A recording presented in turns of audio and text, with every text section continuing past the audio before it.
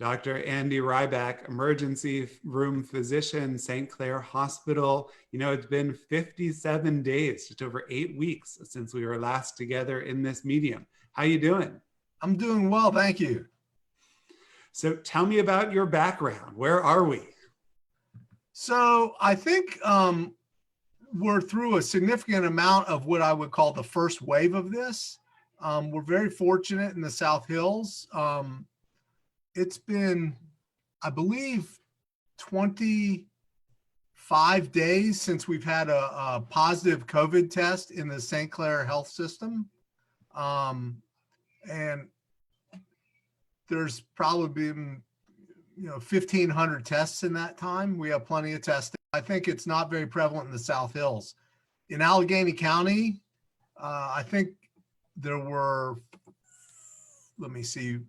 5 new cases yesterday and 1 new hospitalization. So I think it's not very prevalent in Western Pennsylvania right now. Those sound like really, if there are such thing as good numbers, it sounds like we're faring better than most. So you said it's been 25 days since there's been a case at St. Clair. How many have you dealt with? How's the system doing? So personally, I've had 1 absolutely confirmed case. That patient knew they had it. They were tested outside and were sent home with warnings because they weren't sick at the time that they had the positive test. And over the course of about 5 or 6 days, got sicker to the point where they needed oxygen. So they came into the hospital and we knew they were positive and they got admitted. That's the certain test I've had.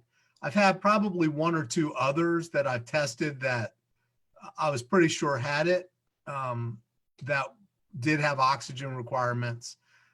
I believe St. Clair's had between 30 or 40 positives in their system. That's urgent cares, emergency rooms, their outpatient testing, doctor's offices, and probably less than half of that have required admission to the hospital. And I think 5 or 6 have required admission to the ICU. These are encouraging numbers. To what is it attributed? Why are our cases here much lower than we're seeing in other places? Anything you've been hearing? I think it's because people listen to the advice early on. They self-distance, and then our governments did act properly earlier on than most other places, and people listened and it worked. When we first spoke, St. Clair Hospital was setting off a section of the hospital to treat cases, I imagine by and large, that hasn't been needed. Are things starting to open back up to normal procedures, or what's the state of the hospital right now? So St. Clair Hospital is following CDC guidelines and the health department guidelines about how to open up to more urgent cases and elective cases opposed to just the emergent cases. And we are starting to open up gradually with keeping those guidelines in mind.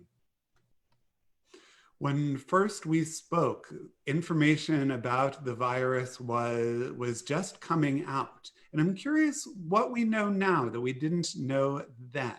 What new information do we have about COVID-19? When it first came out, we thought of it as primarily a respiratory virus, like most other coronaviruses, but it seems to have a lot of components of inflammation and also what we call vasculitis, which makes the body more likely to clot. So people with COVID are more risk for strokes, heart attacks, blood clots to the lungs. So that there's actually been a couple of reported cases recently in children of a condition called Kawasaki's disease, which is a systemic vasculitis, which is manifest by strawberry tongue, pink eye, skin cracking, etc., which can be caused by a lot of different viruses, but COVID seems to be able to cause this condition in children as well. That is a concerning development for many, including me as a young parent, right? Initially, we thought that kids were relatively unscathed, and now it seems that there are some additional complications that make it more than just the virus. The children are relatively unscathed. There have been deaths in children, which is obviously tragic, but those are rare occurrences. I mean, it's not like children are getting, fortunately, dying of this every day. It's a tragedy when it happens. Unfortunately, it's very, very rare. So it is a big week in Allegheny County as we're looking at moving from red phase to yellow phase, and the possibility of being in slightly larger groups, up to 25 people, slowly beginning to loosen some of the restrictions of the stay-at-home order. I'm curious about how much of that is medically indicated versus how much is economically driven, and most importantly, what would you encourage people to be doing to stay safe as we start to reopen our economy? I would recommend washing hands. I wear a mask in public. I think people should wear masks in public. That's probably somewhat helpful. I would minimize your trips out into the public, like a grocery store where there's going to be a lot of people. I would plan so you're not having to go every few days. Maybe you can go every 2 weeks. I would limit gatherings. I believe the yellow allows you to have the small gatherings. I would try to limit those to less than 10, and maybe have them outside with more distancing than we might want to have. Those are the things I would recommend. Right. So just kind of those, what we're now coming to think of as standard precautions that will serve us well during flu season as well as COVID season. Right. I think, though, the good news is that the COVID seems to be somewhat temperature sensitive. So as it gets warmer, the prevalence, which is already low, will probably drop lower. Now, that doesn't mean it will go away. And it likely in the fall and the winter will come back significantly. But I think the summer is going to be a relatively safe season compared to what we're going to be experiencing later on in the year. This is my first spring back in Western Pennsylvania after having been gone for a while. You're assuring me that it is going to get warmer at some point? Yes. Good. We could really use that. Now, to be honest, I'm not a meteorologist. I'm a doctor, so I'm not going to guarantee that. Although I'm not sure they're experts at guaranteeing the weather either. Fair enough. Yeah, so I'm curious what signs we should be looking for as things open up. There seems to be a tremendous delay between exposure to the virus, coming down with symptoms, and then developing symptoms such that you might need hospitalization in lieu of everybody testing every day. What should we be looking for as signs that a reopening is going successfully versus is throwing up some cautionary tales? So I would look at this, at the new incidents of new cases, new positive tests, new hospitalizations. And you can actually get all that information from the Allegheny County website. There's a COVID webpage. It tells you how many deaths, how many positive tests, how many people are in the ICU. And I follow it pretty closely, and it seems to be very useful information. And at this point seems to be somewhat reassuring. CDC, more globally, the CDC website publishes this kind of information as well. You mentioned that testing is readily available right now. Testing for those who might have the virus, testing for antibodies. How does that work? So my understanding is we haven't come to terms as a medical community as to what antibody test is the test. So I can't really comment on that. I know there will be one eventually or a few eventually that are fairly reliable and hopefully will predict whether you might have at least some short-term immunity. And I think that information will be coming within weeks, not months, not years. The testing for the actual virus, there's two types of tests. There's a rapid test, which is available within an hour. We sometimes have those at St. Clair in the emergency department. It's not every day.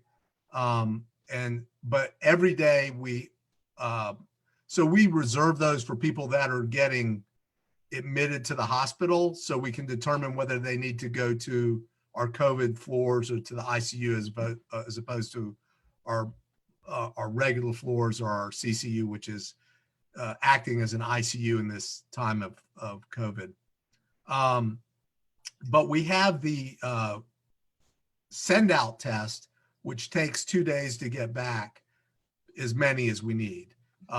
So if you come in with a cold and aren't particularly toxic, you're not short of breath, you don't need oxygen, but you want to know, maybe because your mother has cancer and is getting chemotherapy and it might be important, we can get the test for you and you'll get that result back in 2 days. My understanding is at this point, we have plenty of those tests at St. Clair Hospital.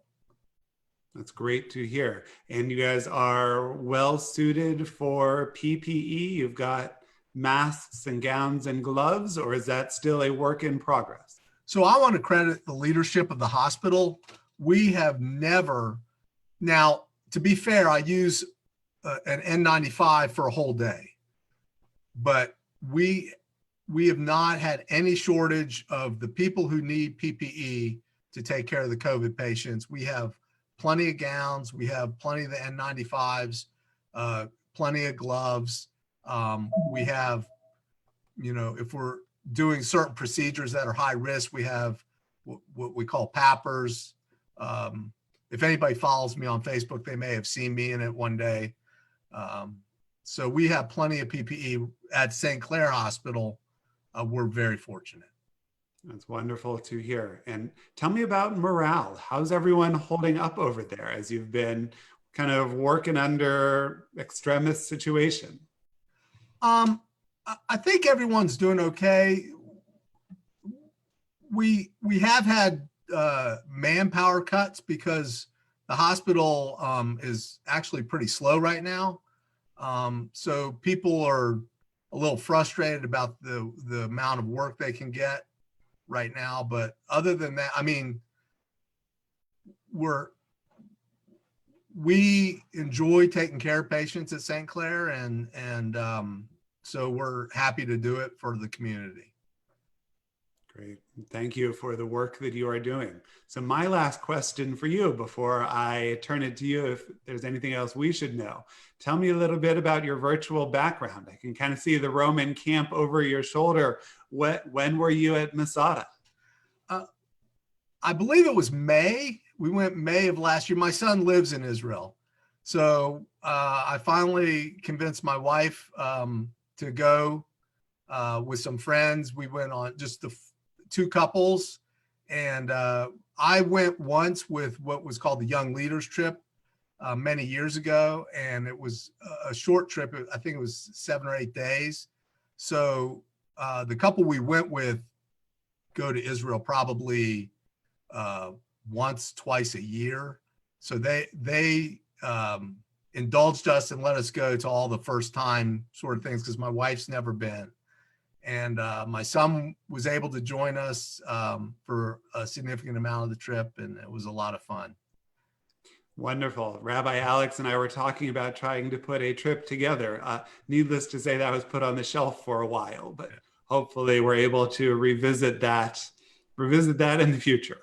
The major accomplishment of the trip is, I don't know, my wife is a fair-skinned redhead, and she did not catch on fire in late May. She did not get sunburned at all while we were in Israel, and she was outside with us the whole time, but was frequently sunscreening and had a hat and cover-ups. But that was our major accomplishment, is she did not come back sunburned.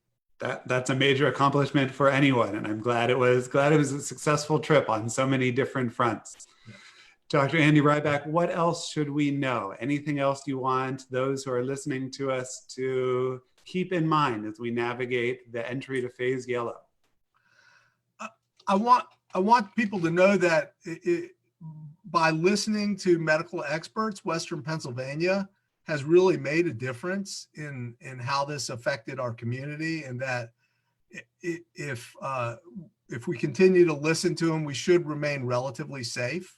But just keep abreast of what the health department's putting out, what local news has on, and pay attention to events that you're putting on, because I find them helpful. And we should be okay. And great. Thank you so much for your time. Thank you for the work that you are doing. Stay safe. Okay. And I want to wish you a happy Lag BaOmer and a happy birthday. I saw it. Thank you. Thank you. Yes, indeed.